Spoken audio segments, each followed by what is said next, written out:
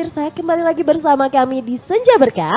Pasti berkah. Masya Allah. Kita udah sampai di segmen 3 aja nih. Mau bahas apa lagi sih?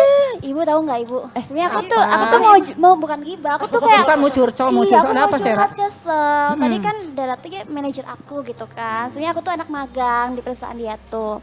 Ya seneng sih, dia tuh dikit-dikit ngajak ayo rapat, tapi tadi tuh pas azan ibu Pak Ustadz, Allah, ya dia malah Robi. pas banget teng azan itu langsung ayo kita rapat.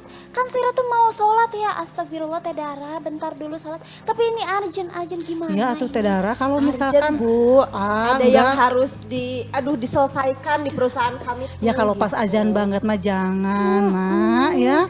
Kalau pas azan mah sholat aja dulu, abis sholat baru rapat gitu. Jangan sampai terbuai dengan dunia. Ya, kan tadi Ya. sebelum kita ada di sini, jadi aku belum tahu gitu bahwa ada bentuk-bentuk istiroj ternyata. Oh, gitu? Iya emang, tapi ya udah bertahun-tahun lah Bu kayak gitu. Nauzubillah nggak sih? Iya ya, sadar. Nah Pak Ustadz gimana nih, Teh Dara udah terkena istidrut bukan sih? Soalnya ngajak-ngajak orang lain jadi aku juga ikutan telat sholat. Iya, memang betul ya. Istidroj itu berpotensi pada dirinya dan bisa jadi ke orang lain. Apalagi Teh Dara yang punya kedudukan. Harusnya ketika diberikan kedudukan yang lebih tinggi, dia semakin meningkat juga kapasitas keimanan dan ketakwaan. Eksekutif muda ya Pak Ustadz ya. Nah, kan? Apalagi Teh Dara bisa berpotensi untuk mengajak kebaikan untuk seluruh anggota perusahaannya. Iya bener juga ya. Gitu. Teh Dara ini ya. Aku tuh selalu kepikirannya tuh target gitu loh Pak. Jadi kayak Iya. aduh biar perusahaannya maju ya tanpa sadar ya bahwa adan sudah bergumandang gitu kan Pak. Aduh gitu ya. Mohon maaf Ya Pak ya Ustadz, Allah. gimana nih caranya Pak Ustadz bagi kita nih yang bekerja nih, entah ibu-ibu, entah bapak-bapak yang ada di rumah, kita kerja nih sibuk kerja, terus punya kedudukan misalnya, biar nggak terjebak istiroj ini bagaimana Pak Ustadz? Kadang-kala kita suka lalai juga, kagok gitu ya, Bu, ya, kalau bahasa kadang Sundanya seperti mah. itu. Apa ada langkah-langkah nih praktis nih Pak Ustadz? Betul. Walaupun kita sudah dengar nih suara azan pemirsa ya di rumah ya, sudah azan ini waktunya sholat nih, aduh kagok nih rapat. Nah gimana nih Pak Ustadz nih dengan Baik, jebakan baik. istiroj ini? Baik, untuk menghindari hal tersebut ya, memang kita juga harus lihat kondisi-kondisi tertentu. Contohnya di dunia pendidikan, ketika kita sedang belajar, atau bahkan kita sebagai pengajarnya, ketika sedang berjalan, ternyata azan berkumandang. Memang ada beberapa ulama berpendapat itu diperbolehkan untuk melanjutkan, karena untuk menuntaskan keilmuan.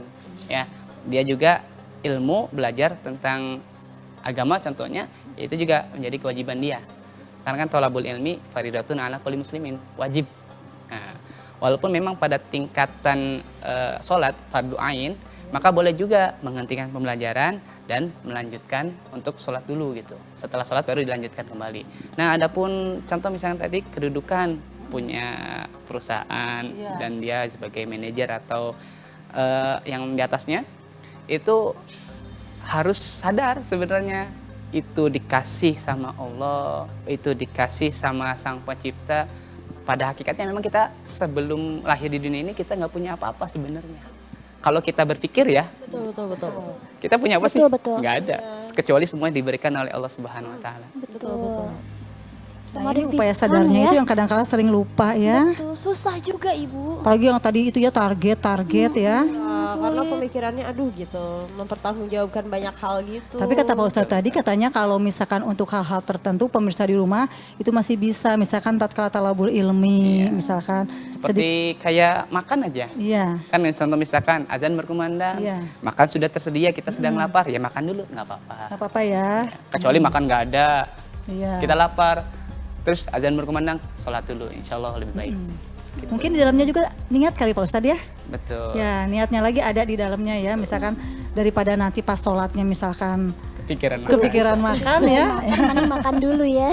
Mending makan dulu ya. Itu termasuk salah satu yang bisa dimaklumi mungkin ya Pak Ustadz ya. Iya. Ngomongin soal kedudukan juga nih di istidroj misalkan. Ada seseorang yang memang kedudukannya tinggi Pak Ustadz. Tidak pernah sholat, mungkin bisa dibilang tidak bersedekah juga.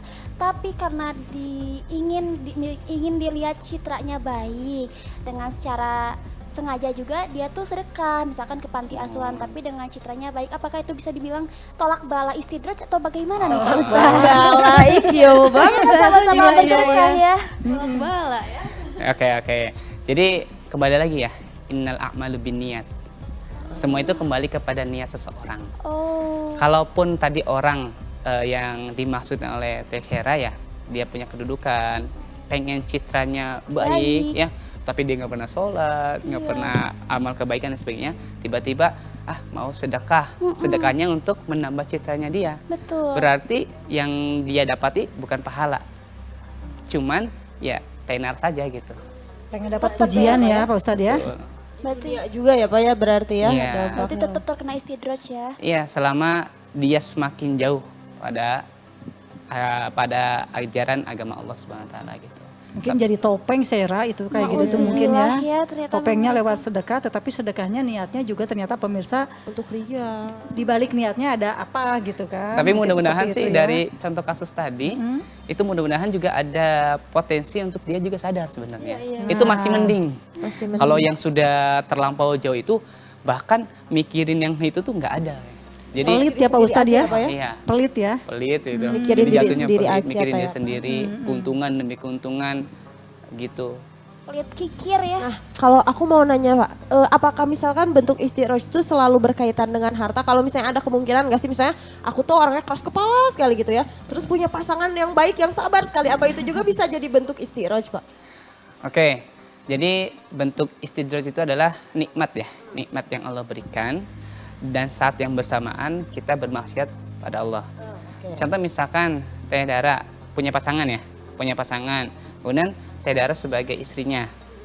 Harusnya dalam Islam diajarkan istri itu harus taat kepada suami. Betul. Ya. Betul. Kalau misalkan keras kepala itu senantiasa menolak ajakan kebaikan suami atau misalkan malah membantah kebaikan suami, itu juga menjadikan indikasi terkena istidraj. Istiroj ya. Apalagi suaminya sudah pergi dari pagi sampai petang nyari nafkah, pas pulang sudah dikasih uang dan sebagainya, papan, sandang, pangan itu ya. Tapi tetap istrinya tadi keras kepala menolak ajakan kebaikan suami dan sebagainya. Ya, Berarti punya nggak suami selalu punya suami yang baik itu rezeki ya. Rezeki. Rezeki. Nah, ini rezekinya berlimpah, udah suaminya baik, tajir melintir. Terus kitanya tetap kayak gitu ya.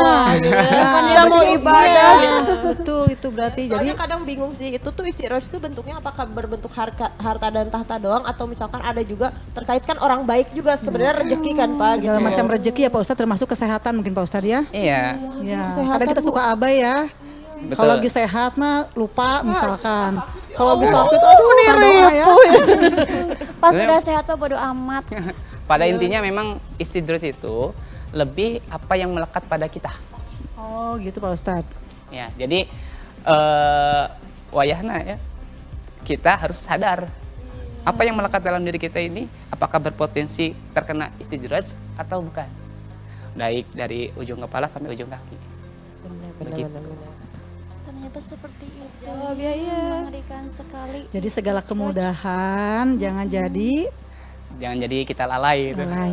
Berarti Gitu ini ya. ya setiap kali ada rezeki-rezeki tuh langsung dipikirin, aduh Dipikirin ini ya. nikmat atau Sebelum bagi istri aja. sebelum dipikirin, syukurin dulu. Alhamdulillah. Iya, Alhamdulillah dulu, stepnya, betul. stepnya ya. Alhamdulillah dulu. Syukuri dulu, baru berpikir. Suuzon tadi Pak ya, aduh ini kayaknya cobaan deh. Belum alhamdulillah. Berarti Dara sudah mulai ini nih udah mulai ngerti nih Pak Ustadz. Jadi kalau dapat rezeki lagi Dara sudah mulai ngerti bahwa pertama bersyukur dulu, setelah gitu Sadar. jangan sampai terkena istidraj kita. Itu ya Pak Ustadz ya. Tapi lebih enak juga nih ketika kita mendapatkan rezeki, ketika bersyukur, itu sama kayak di surat Ibrahim, la in syakartum la azidannakum wa la in kafartum inna adzabi lasyadid. Itu Pak apa Ustadz Ketika artinya? kita bersyukur, maka Allah akan tambahkan nikmatnya. Alhamdulillah, Tapi ini bukan Masya istidraj ya. Allah. Bukan istidraj tapi karena dia gitu. bersyukur, Bersyukur ya Rasa rasa syukur ya. syukur, ya. Kemudian Allah tambahkan. Namun ketika engkau kufur akan nikmat yang Allah berikan, maka Allah akan turunkan azab yang pedih. Aduh, nauzubillahi min Alhamdulillah, dzalik. Jadi kayak ada transaksi dengan Tuhan pada akhirnya gitu ya. Iya. Kita bersyukur, kita beriman, Tuhan kasih yang lebih. Wih, Masya Allah, Masya Allah, daging betul. semua ya, makin lama makin lama. Tapi harus ditahan dulu ya Pak Ustadz dan rekan-rekanku tersayang karena ada yang mau lewat dulu. Dan buat pemirsa kalau misalnya kamu mau bertanya-tanya nggak cuman Bu Poni, aku dan Seira yang boleh tanya-tanya ke Pak Ustadz, tapi kamu yang ada di rumah juga bisa. Kamu bisa langsung hubungin kita di 0813 9447 7912 dan jangan kemana-mana karena Senja Berkah bakal balik lagi buat kamu. Tetap di Senja Berkah, pasti berkah.